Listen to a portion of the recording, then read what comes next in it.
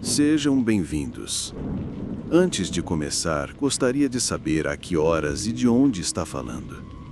Não esqueça de deixar um like, isso ajuda demais o canal.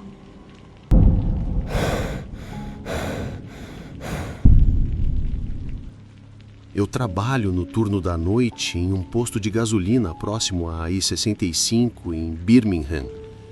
É pequeno, antigo, com apenas 2 bombas na frente e uma geladeira de refrigerantes que zune alto o suficiente para competir com o rádio. É o tipo de lugar que parece preso no tempo, com um mural de anúncios de cigarro dos anos 90 e um caixa mecânico que trava a cada 4 transações. Tenho 25 anos, conciliando os turnos noturnos com aulas de técnico em emergência médica durante o dia. Dormir é um luxo, mas a cafeína e a adrenalina preenchem essa lacuna. Na maior parte do tempo, os turnos da madrugada são tranquilos. De vez em quando aparece algum caminhoneiro, um estudante universitário de olhos azuis ou algum cara tentando chegar a Atlanta sem cochilar o volante. Mas há cerca de 3 semanas, comecei a perceber um homem. Ele nunca entrava na loja, apenas ficava do outro lado da rua. Sempre no mesmo ponto da calçada, ao lado da antiga loja de penhores que está fechada desde que eu era adolescente. Ele nunca olhava diretamente para mim, mas sempre ficava de frente para a loja, apenas parado ali. Não havia motivo para ele estar lá, sem cigarro, sem celular, sem andar de um lado para o outro, apenas imóvel como pedra. No começo, pensei que ele talvez estivesse esperando alguém, um amigo, um Uber, vai saber. Mas depois da 4ª noite seguida, isso ficou estranho. Mesma blusa com capuz, mesmo jeans, mesma postura vazia. Comentei isso com meu colega Dan durante a troca de turno. Ele riu e disse que provavelmente era algum cara da casa lá na rua. Eles às vezes ficam perambulando, nada demais. Queria acreditar nisso, mas no meio do meu turno naquela noite, saí para levar o lixo lá atrás. No momento em que abri a tampa da lixeira, tive aquele pressentimento ruim. Aquele sentimento de que alguém está te observando. Claro que olhei para além da lateral do prédio e ele ainda estava lá. No mesmo lugar, na mesma posição, só que dessa vez com a cabeça virada. Não totalmente, apenas um pouco, como se estivesse escutando. Tem uma cadeira na sala dos fundos, disse devagar. Você pode sentar lá, mas se meu gerente ligar e perguntar, vou ter que contar para ele. Tudo bem. Obrigada. Ela me seguiu pelo balcão e pela porta batente até a sala de suprimentos. Apontei para a cadeira de metal perto da pia do esfregão e ofereci um café da mesa de descanso. Ela se sentou. Não tocou no café. Só abraçou os próprios braços e ficou olhando para o chão. Voltei para a frente da loja, checando o estacionamento a cada poucos minutos. Ainda vazio. Uns 20 minutos depois, olhei para trás. Tá bem? Ela olhou para cima e acenou uma vez. Sim, só mais um pouco. Assenti e voltei a arrumar a estação de café. Passou mais meia hora, depois 1 hora. Ela ainda não tinha se mexido.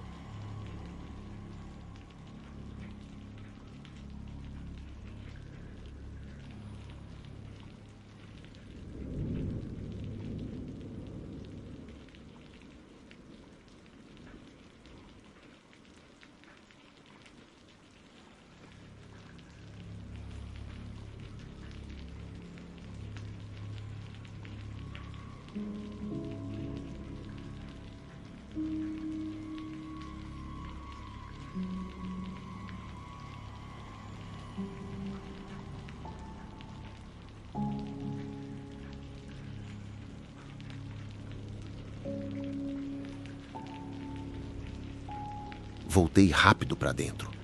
Na semana seguinte, continuei observando ele. Ele nunca se aproximou, nunca atravessou a rua. Ficava parado ali até a manhã de terça-feira. Saí do trabalho pouco depois das 6 da manhã, como sempre. O sol começava a nascer. O céu tinha aquele tom rosado, meio acinzentado. Tirei o avental, joguei no cesto e saí. Aquele cara não estava mais do outro lado da rua. Olhei ao redor, nada dele. Não pensei muito. Achei que ele finalmente tinha cansado de ficar à toa. Entrei no carro e peguei a estrada principal. Virei à direita em direção à rodovia. Fui quando vi a caminhonete. Um Chevy antigo, azul enferrujado, para-brisa trincado, uns 5 carros atrás de mim. No começo não pensei em nada, até que mudei de faixa para pegar a saída e ele também mudou. Diminuí um pouco a velocidade. Ele também diminuiu. Peguei a saída, ele fez o mesmo. Agora fiquei alerta. Fiquei de olho no retrovisor. Fiz outra curva que não precisava fazer. Passei pelo estacionamento de uma lanchonete Waffle House e voltei pelo mesmo caminho. Ele acompanhou cada movimento. Meu coração não disparou, mas senti minhas mãos apertarem o volante. O pé ficou perto do freio. Fiz uma curva brusca para uma rua lateral, sem motivo. Ela terminava em um beco perto de alguns galpões. Quis ver se ele me seguia. Ele seguiu. Liguei para o 190. Atenderam rápido. Dei minha localização e descrevi a caminhonete. Disse que trabalhava no turno da noite e tinha certeza de que aquele cara estava me observando há dias. A atendente me manteve na linha e pediu para eu continuar dirigindo se pudesse. Foi quando vi as luzes piscando no retrovisor, azul e vermelho. Senti alívio, mas não parei até o carro da polícia ficar entre eu e a caminhonete. Eles o cercaram e fizeram ele encostar. Continuei e estacionei no posto de gasolina perto, não o que eu trabalho, e esperei. Outro policial veio falar comigo 10 minutos depois e disse que a placa era falsa, registrada em um carro sucateado no Texas. O cara não tinha identificação, só um monte de embalagens vazias de fast food e um caderno cheio de endereços. Um deles era o meu. Outro era o posto onde eu trabalho. Rebocaram o caminhão e o levaram preso. Mas tem uma coisa. Ele não falou nada. Nenhuma palavra. Só ficou olhando para o chão durante todo o processo. Segundo o policial, fizeram uma checagem do nome dele. Não apareceu nada. O mantiveram preso durante a noite e depois o liberaram. Não sei onde ele está agora. Nunca mais o vi. Mas ele sabia onde eu trabalhava e sabia onde eu morava. Torne-se membro do canal e tenha acesso antecipado aos vídeos. Não se arrependerá.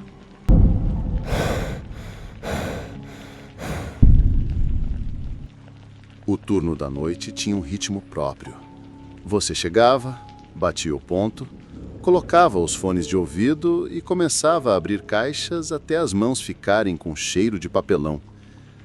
Na maioria das noites eu não me incomodava. Era tranquilo, de um jeito peculiar. A loja estava vazia, as luzes um pouco fortes demais, a música ambiente presa num loop dos anos 2010. Mas aquele era o meu espaço. Quieto, sem eventos, previsível. Naquela noite, nada começou diferente. Era final de outubro. Um frio do tipo que faz o seu hálito embaçar até dentro do carro. Eu estacionei atrás da loja, como sempre, entrei pela porta lateral dos funcionários e dei um rápido oi para o Marte, o gerente do turno da madrugada. Ele estava comendo um burrito de micro-ondas triste e mal olhou para mim. "Cuidado com o balde de esfregão no corredor 10", murmurou. Peguei meu estilete, conferi a lista de entrada que chegava e levei o carrinho para o corredor 3. Enlatados. Coisa fácil.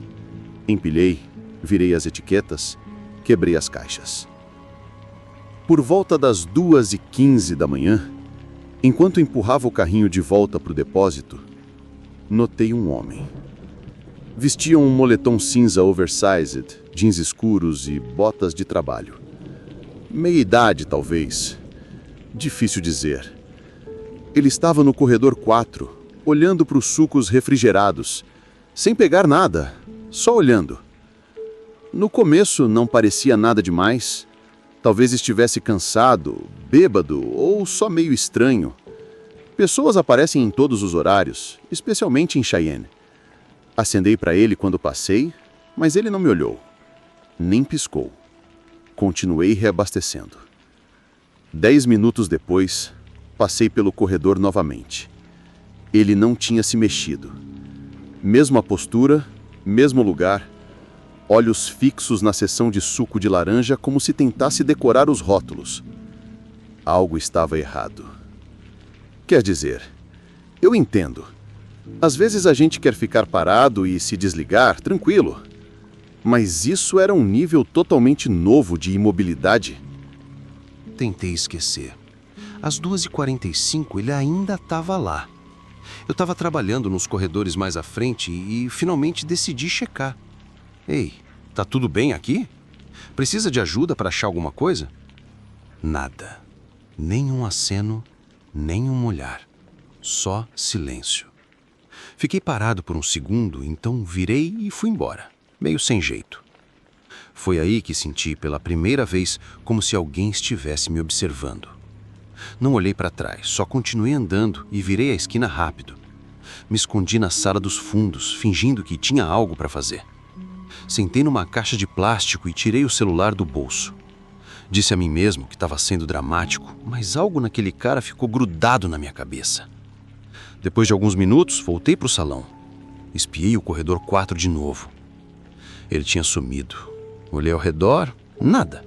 Nem no congelado, nem na seção de hortifruti, nem indo para o caixa.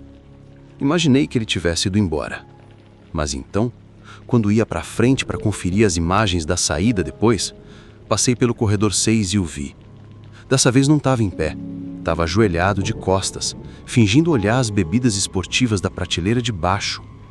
Mas tem um detalhe. O celular estava na mão e a tela ligada na câmera, apontada para onde eu tinha acabado de passar. Ele tinha tirado uma foto minha. Continuei andando direto para estoque. Não corri, não tremi, só caminhei firme, calmo. Assim que entrei, tranquei a porta. Não queria acreditar no que tinha visto. Fiquei pensando que talvez ele tivesse fotografado um rótulo ou tivesse comparando preços, talvez. Mas não me pareceu certo. Uns 5 minutos depois, ouvi passos do lado de fora da porta. Um passo, uma pausa. Outro passo, depois, silêncio. Não me mexi, nem respirei. Depois de um tempo, mandei uma mensagem para o Mart. Ei, aquele cara do corredor 4 ainda tá por aqui. Sem resposta.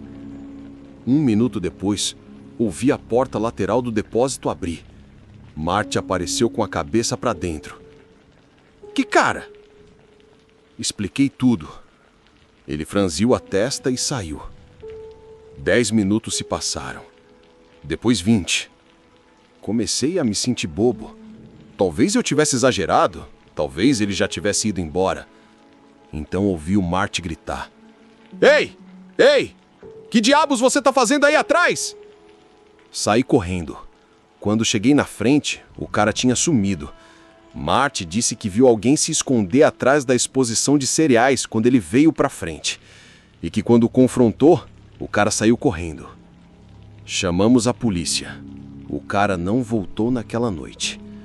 Mas quando mostramos as imagens pra polícia, ficou pior. Ele tinha entrado 3 noites seguidas, sempre entre 2 e 3 horas da manhã, sempre quando eu estava trabalhando, sempre parado no corredor 4. Nunca comprou nada, nunca falou com ninguém. Só aparecia, observava e ia embora. Me deixou com um mal-estar. A foto que ele tirou, ninguém sabe o que fez com ela. A polícia disse que ele não roubou nada, não machucou ninguém, então não podiam fazer muito a não ser que ele voltasse. Depois disso, mudei para o turno da tarde. E até hoje olho por cima do ombro toda vez que entro num mercado. Ele sabia meu horário, mas eu não fazia ideia do que ele queria.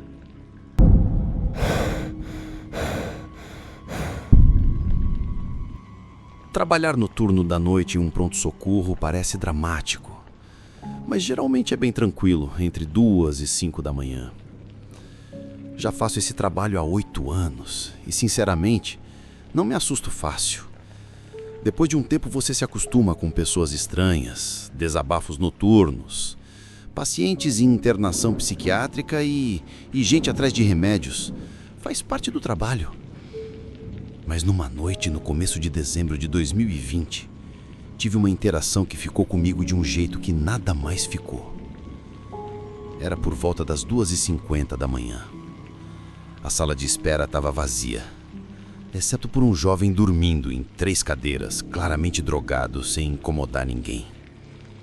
Eu estava na metade de um café preto que tinha gosto de plástico queimado, quando as portas de vidro se abriram e um homem entrou. Parecia um enfermeiro ou talvez um técnico. Vestia jaleco, sapatos limpos, cabeça raspada e um crachá preso no peito. Nada incomum. A gente sempre tem funcionários noturnos que vêm visitar amigos internados. O que chamou a atenção foi o silêncio dele. Ele parou em frente à minha mesa e disse: "Estou aqui para ver a Melanie." Eu abri o registro de pacientes. "Melanie, sobrenome?" Ele me olhou com um olhar vazio. "Só Melanie." Tentei sorrir educadamente. "Preciso do nome completo para checar no sistema."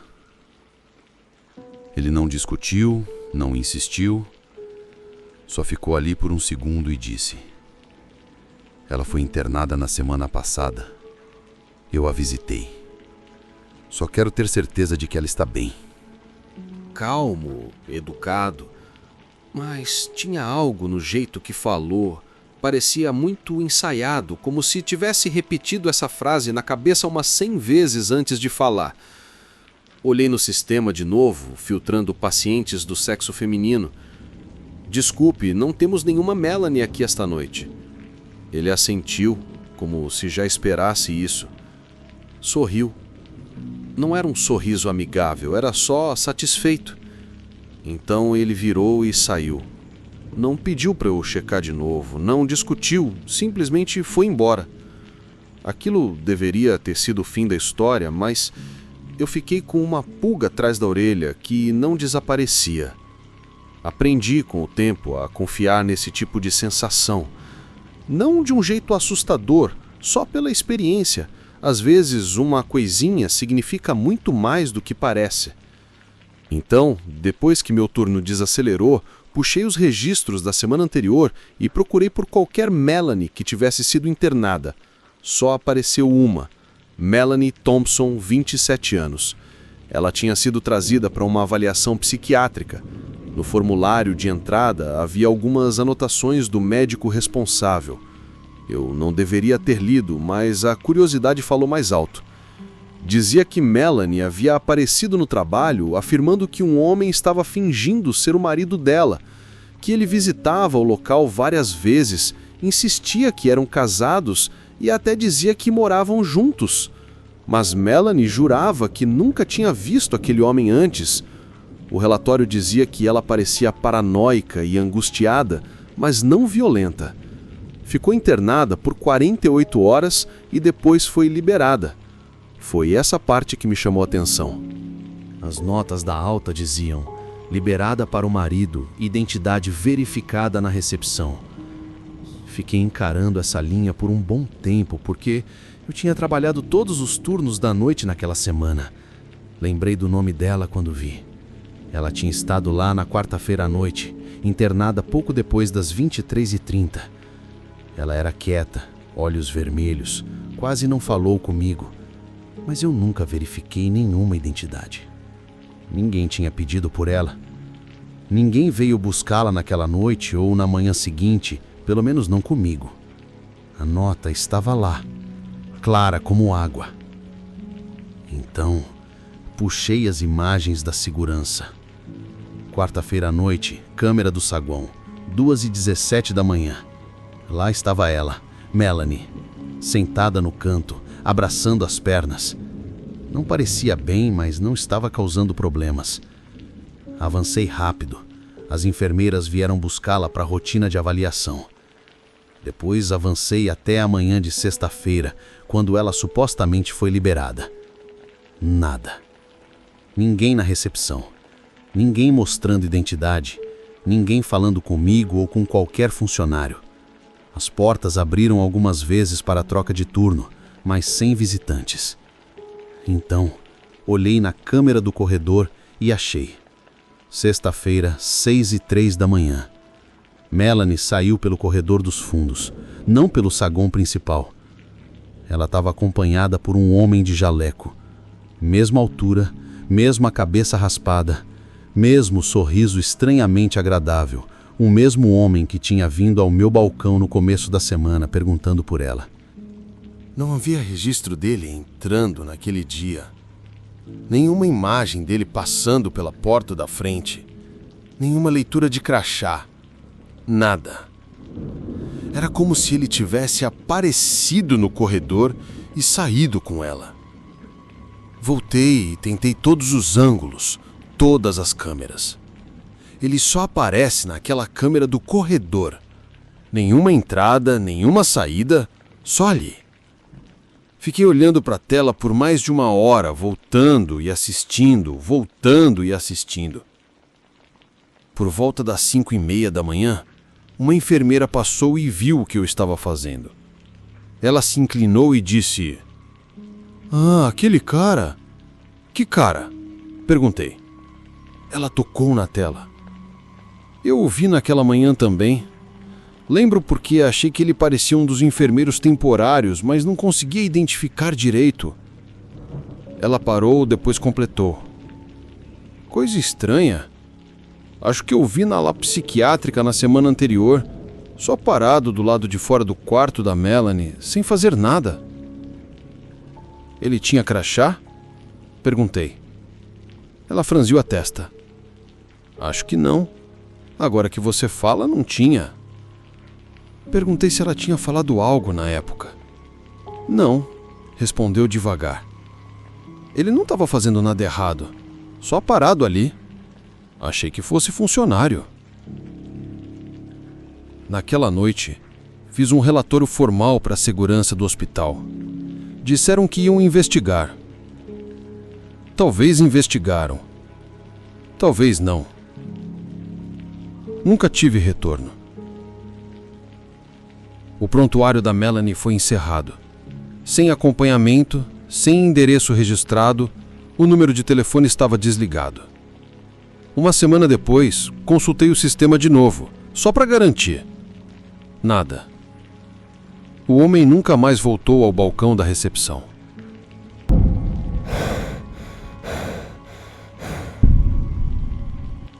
Eu estava trabalhando no turno da noite, fazendo a limpeza em uma loja de roupas há cerca de 3 semanas quando isso aconteceu. Não era o trabalho mais emocionante, mas era mais tranquilo do que o café onde eu costumava trabalhar. E ainda pagava melhor. Sem clientes, sem gerentes em cima de você. Só música nos meus fones. O barulho das rodinhas do balde de esfregar. E alguns palavrões quando eu derrubei uma pilha dobrada de jeans. Naquela noite, tudo parecia normal. Eu bati o ponto por volta das 23 horas. Cumprimentei o segurança da noite, o Todd, que passava a maior parte do turno nos fundos assistindo TV, e comecei a trabalhar.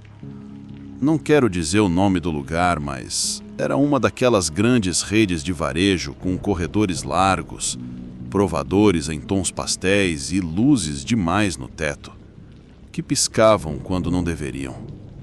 Eu estava quase terminando a sessão feminina quando notei que uma das portas dos provadores estava fechada. Isso não era tão estranho por si só. Às vezes a equipe do turno da noite esquecia de conferir antes de fechar. Achei que alguém tinha deixado ela fechada. Bati uma vez, só por costume. Ninguém respondeu. Esperei um segundo e empurrei a porta. Não tinha ninguém lá dentro. mas alguém havia deixado um telefone. Ele estava em pé, apoiado num pequeno tripé flexível. Nada sofisticado, daqueles que dá para enrolar em alguma coisa. Estava apontado diretamente para o espelho, como se quem tivesse colocado quisesse gravar um vídeo se experimentando roupas. O detalhe é que o vídeo ainda estava gravando. Por um momento, só consegui ficar olhando, tentando processar o que eu estava vendo. O pequeno timer vermelho no canto já marcava mais de 10 minutos. A princípio pensei, ok, talvez alguém tenha esquecido isso aqui depois do fechamento. Mas aquilo não fazia sentido. A loja estava fechada há mais de 3 horas. Então por que o telefone só estava gravando há 10 minutos? Me virei, olhando pelo corredor dos provadores.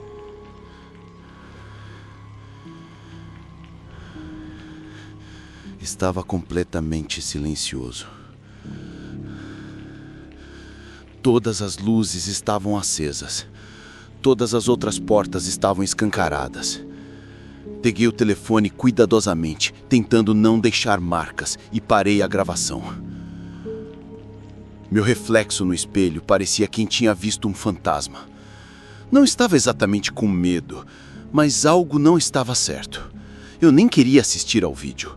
Apenas deixei o telefone em cima do balcão dos provadores e saí devagar. Fui direto para os fundos e contei para o Todd. Ele não levou tão a sério no começo. Tem certeza que não foi algum dos estagiários do turno de fechamento? Perguntou olhando para o tablet. Será que eles deixariam o telefone gravando por 10 minutos atrás de uma porta trancada? Encolheu os ombros. Mas quando eu disse que não ouvi ninguém saindo, a expressão dele mudou um pouco. Mesmo assim, ele só abriu a gravação das câmeras de segurança no monitor e começou a rebobinar. Assistimos os últimos 15 minutos da filmagem do corredor lateral perto dos provadores. E lá estava ele, um homem de jeans escuros e moletom cinza, capuz levantado, rosto invisível. Ele entrou pela porta lateral de emergência perto do estoque, aquela que sempre nos mandavam manter trancada.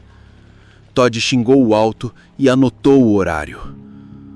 O cara caminhou calmamente até os provadores, olhou ao redor e entrou no box que depois estaria fechado.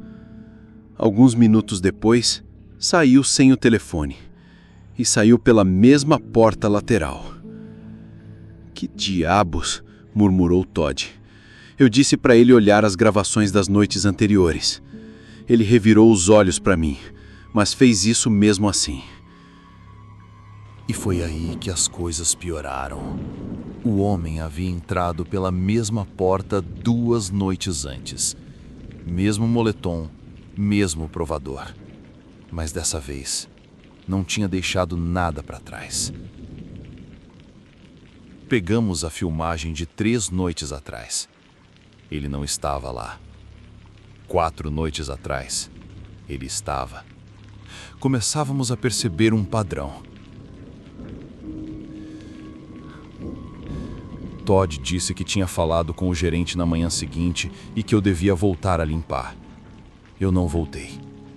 Fui até os provadores e conferi todos os boxes e cantos novamente. Até debaixo do banco no provador fechado. Nada. Mas o clima já estava diferente. Como se algo estivesse escondido no próprio ar. A pior parte era a porta lateral de emergência. Ela tinha um alarme que deveria soar se alguém a abrisse. Mas nas imagens, o cara abriu e fechou como se fosse só uma porta normal para os funcionários. Mais tarde naquela manhã, mandei uma mensagem para minha gerente contando o que tinha acontecido. Ela só respondeu ao meio-dia. A resposta dela foi: não tivemos registro de nenhum alarme disparado essa semana. A câmera daquele corredor nem deveria estar gravando, a menos que algo acionasse o sensor de movimento. Perguntei se ela conhecia o tal homem. Descrevi ele. A resposta dela me gelou mais do que qualquer coisa. Teve um cara que trabalhava no estoque aqui à noite. Em 2019, ele foi demitido por ficar escondido na loja depois do horário. Disse que só queria um tempo sozinho. Nunca mais o vi. Eu também nunca mais voltei para outro turno. Me ofereceram um aumento para ficar. Disseram que provavelmente era só uma brincadeira ou alguém com alguma rixa. Eu não me importei, porque o que não saía da minha cabeça era o seguinte: aquele telefone ainda estava gravando quando eu abri a porta. E ele tinha deixado ali de propósito. Ele conhecia o horário dos turnos melhor do que eu. Se os turnos da noite ensinam alguma coisa, é que às vezes os estranhos não estão só do lado de fora.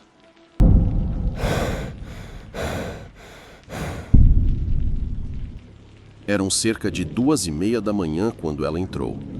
Eu estava quase na metade do meu turno no posto Shell, na Highway 58 em Bakersfield. Era terça-feira à noite, ou tecnicamente quarta-feira de madrugada, então as coisas estavam tranquilas.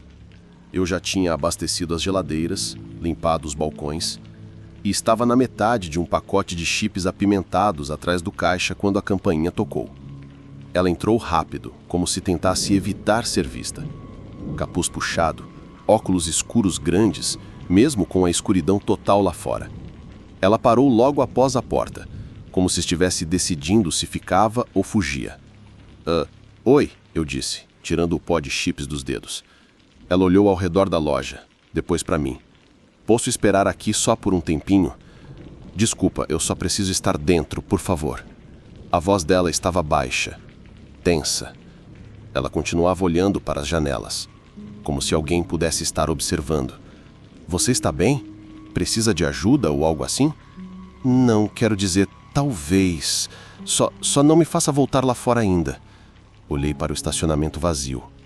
Nada. Só o sedã velho dela estacionado perto da lixeira. Nenhum outro carro. Ninguém mais. Eu provavelmente deveria ter dito não. A política da loja é clara sobre pessoas rondando, principalmente a essa hora. Mas me peguei hesitando, sem saber exatamente por quê. Ela não parecia bêbada, nem drogada. Só assustada, como se não tivesse dormido há uma semana. Alguns minutos depois, ouvi o ding da porta da frente. Não era alguém entrando, só o som da trava sendo aberta do lado de fora. Meu coração já batia mais rápido enquanto eu dava a volta no balcão, sem saber o que esperar. E então, os vi. 2 policiais do departamento de Bakersfield estavam bem na porta. Um deles acenou para mim. Lojas liberadas. Ah, sim, recebemos um alarme silencioso daqui. Franzi a testa. Eu não apertei. Eles trocaram um olhar. Você está trabalhando sozinha hoje à noite? Sim. Bem, exceto que tem uma mulher na sala dos fundos. Ela pediu para esperar aqui por um tempo. Eles ficaram tensos imediatamente. Quanto tempo ela está aí? 2 horas, acho. O que ela está vestindo? Capuz, óculos escuros. O policial mais alto acenou. Fique atrás do balcão. Eles se moveram rápido. Um foi pela lateral, o outro cortou pelo corredor dos fundos. Alguns segundos depois, ouvi um deles levantar a voz e... Mãos onde eu possa ver! Seguido de uma breve luta e o som das algemas. Ela não gritou, não protestou. 1 minuto depois, eles a trouxeram para fora. Ela andava quieta, cabeça baixa. Sem óculos agora, apenas olhos vazios e inexplicáveis. Espera, eu disse. O que está acontecendo? O policial mais próximo puxou um bloquinho. Ela é procurada por uma série de furtos ao longo da Highway 58. Supermercados, postos de gasolina, algumas farmácias. Sempre aparece tarde, age nervosa, as pessoas deixam ela entrar e aí ela rouba algo ou desaparece antes que a polícia chegue. Mas ela não pegou nada desta vez. Talvez não dessa vez, mas ela foi marcada como potencialmente perigosa, manipuladora. Um caixa lá em Tihatap deixou ela passar a noite nos fundos e no dia seguinte o caixa estava limpo.